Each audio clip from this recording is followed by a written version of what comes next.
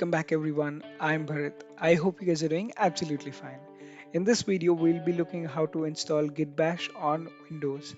So without any further delays, let's get started. To download GitBash on Windows, let's go ahead and download the installer. Let me open up Google Chrome here. Let's search for GitBash. Click on the link. And depending on whichever OS we are using, you can click on the platforms. Here, let's go ahead and download for Windows.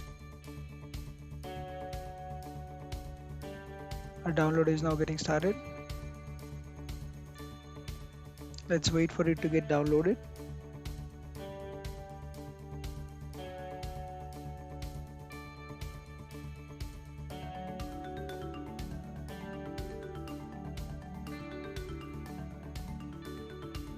Our download is now complete. Let's click on installer.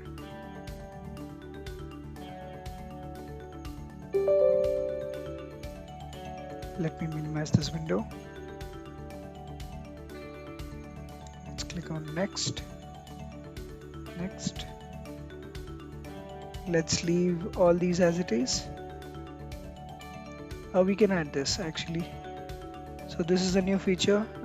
We have Windows Terminal and Windows, so we can add GitBash profile to the Windows terminal as well. Let's go on next. You can choose Visual Studio Code or whichever editor you want. So I'll go ahead and choose use Visual Studio Code as Git's default editor. Let's click on next. Next,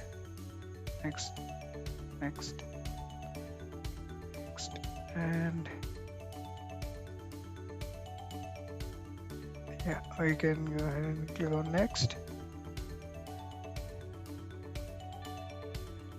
Everything looks good. Let's click on install. Now let's wait for the installation to get complete.